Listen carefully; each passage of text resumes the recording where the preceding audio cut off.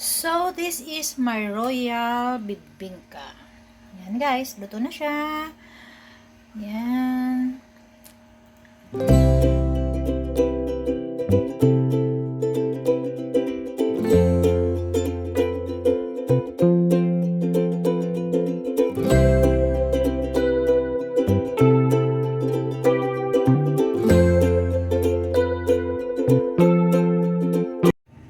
So, ayan guys, gagawa po tayo ng royal bibingka. So, ang ating ingredients is, naglagay ako ng 3 cups of glutinous rice, tapos coconut cream, and then may coconut milk po tayo, and then 1 can of condensed milk po. 1 can of condensed milk po siya.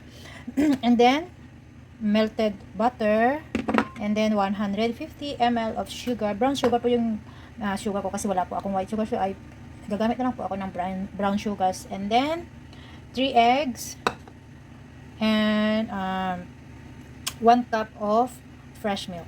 So, ayan guys, gagawa po tayo ng royal bibingka. So, ayan guys, pagsamahin na po na ilagay po natin sa isang bowl yung mga dried ingredients. Ayan, lagay po natin. Saka po natin siya i-mix. So, i-mix po natin siya hanggang mag-mix po siya ng maayos. Ayan. Sorry po, yung aking sugar is brown. Hindi naman po siya brown, is light brown. So, meron po siyang buo. So, tatanggalin natin po yung buo kasi mamaya is hindi siya. Tanggalin po natin yung buo. Ayan.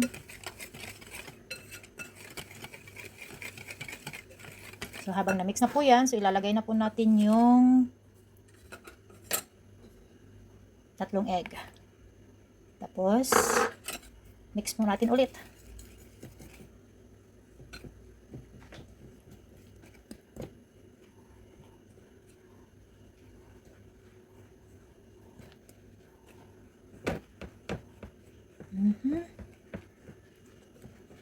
Yung iba po, ang ginagawa ng iba is minimix po yung mga liquids, saka po nila inilalagay yung mga powder po, yung mga dry ingredients. So, yan. So, ilalagay po natin yung, medyo mainit-init pa po yung butter, so ihuhuli natin yung butter. So, ilagay natin yung fresh milk po yung gamit ko. Yung iba po, ginagamit nila is yung evaporated, but ako po is fresh milk po yung gamit ko kasi yun lang po yung meron akong gatas sa bahay. Hirapan akong hawak-hawak po yung aking phone. So, baba natin siya. Ayan. So, ayan.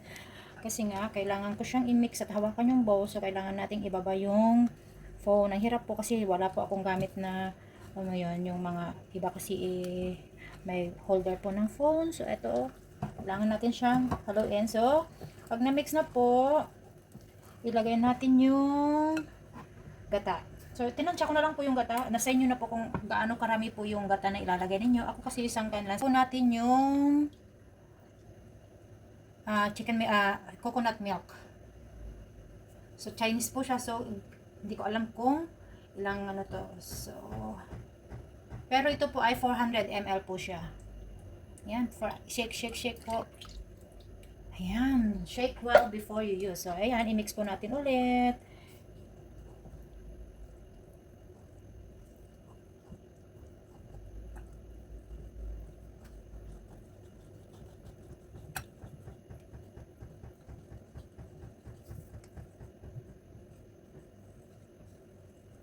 Mix po natin hanggang sa okay na siya. And then, lalagyan po natin siya ng condense. Hindi ko po siya ilalagay lahat kasi yung iba, itatoppings ko po mamaya. Saka naglagay na po tayo ng sugar, so masyado na po siyang matamis mamaya. So, ilalagay ko po yung iba mamaya sa toppings po. So, mag-iwan po tayo ng 1/4 para sa toppings. Ayan. And then, maglalagay po ako ng coconut cream.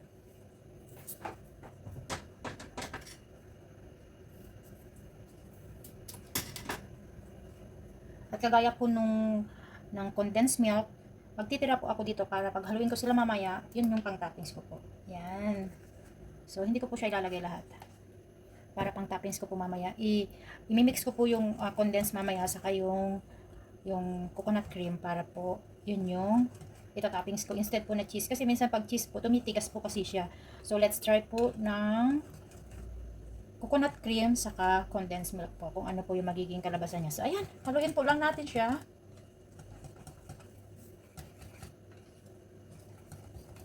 Mix thoroughly. Yan po. So, okay na po siya. Handa na po. Yung iba po, naglalagay din po siya ng makapuno. Pero ako po, dahil wala po ako makapuno, so, ganito na lang simple. Simpleng pag, meron pa po tayo nakalimutan yung melted, melted butter. So, ilagay na po natin yung melted butter. Ayan. Hunay.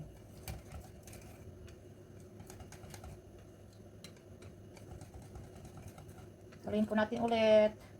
Pero dapat po kanina, yung melted butter is doon natin inalo nung minix natin yung mga dry ingredients. Ayan na, hindi na siya naghalo-halo. So, it's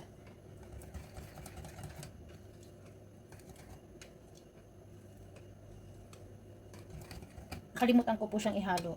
Supposed to be po, nauuna po yung butter.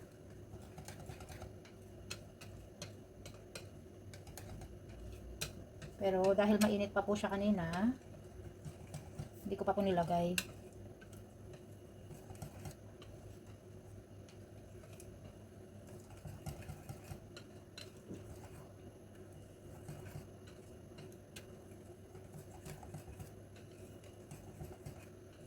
So, ayan. Okay na siya. So, ayan. Pwede na po natin siyang ilagay sa baking container siya. Yan.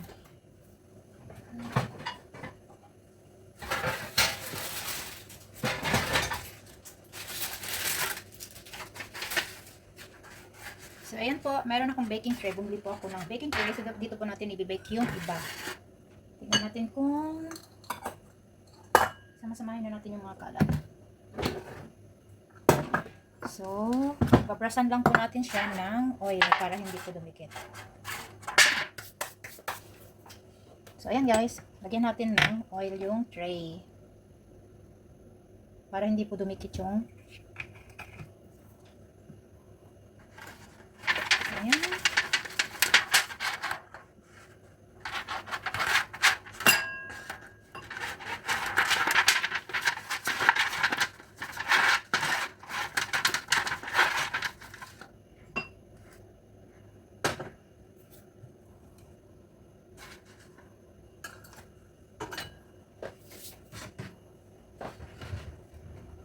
Tapos ayun guys. So, sasalain natin siya para yung mga bubuo po, hindi po siya magiging magaspang. Yan.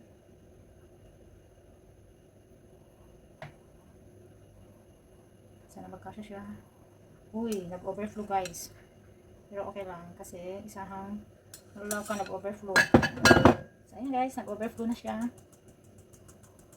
So ayan, may nasala po tayo. Sayang. Sabi nila wag magsayang. So ayan guys. Mamaya hindi ko alam kung naluto ito is nag-overflow na po siya. So ayan guys, ito po yung ating royal bibingka. Nag-overflow na po siya. Yan.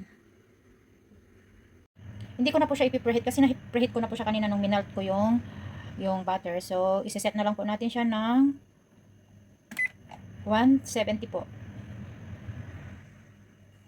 So ayan, lulutuin po natin siya ng 30 minutes. Or hanggang sa maluto po siya. Ayan. So ayan guys, habang inaantay natin maluto yung imimix na natin yung ating toppings. Ayan.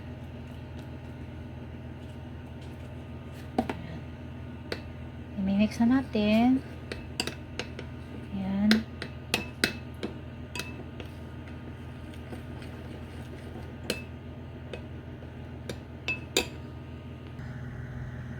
So, ayan. I-mix natin siya. Yun po yung itatoppings natin mamaya. Tignan natin kung ano ang kalalabasan niya. First time ko pong mag-toppings po ng condensed milk and coconut cream. Usually po, ang gamit ko is cheese.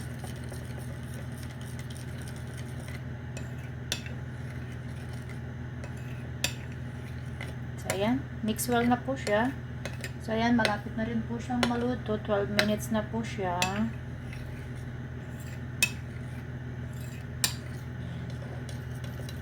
Ayan, mix well na po siya.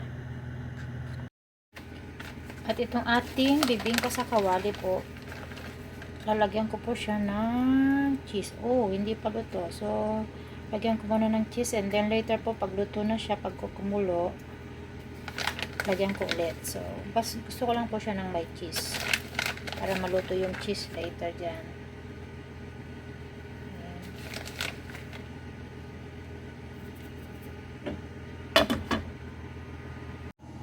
Yan, 11 minutes po. Yan, 11 minutes pa. Tignan natin kung maluluto siya mamaya. Yan, ayan, it's inside there.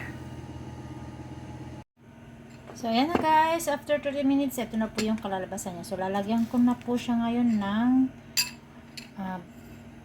toppings. So, ayan.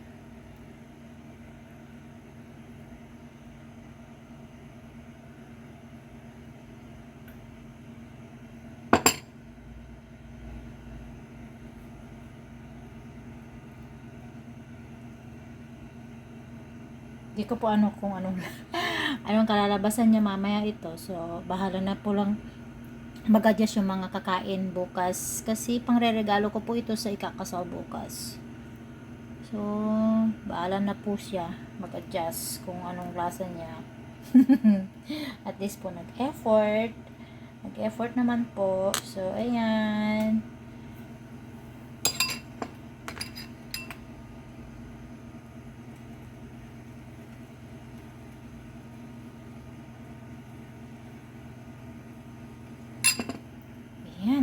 Ayan. So, ibabalik po natin siya ngayon sa oven.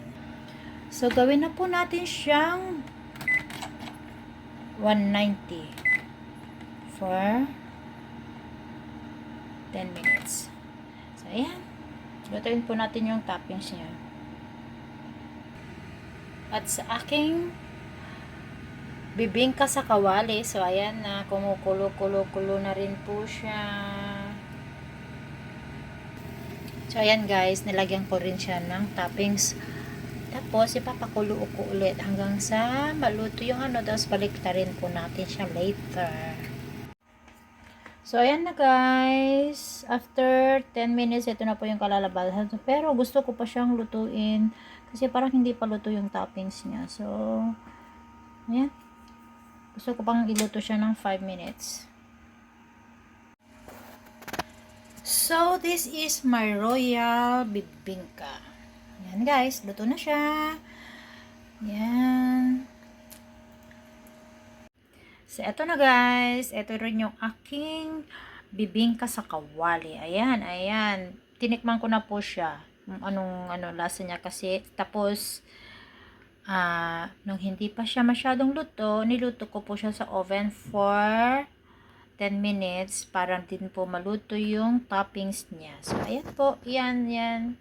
Yung aking bibingka sa kawali.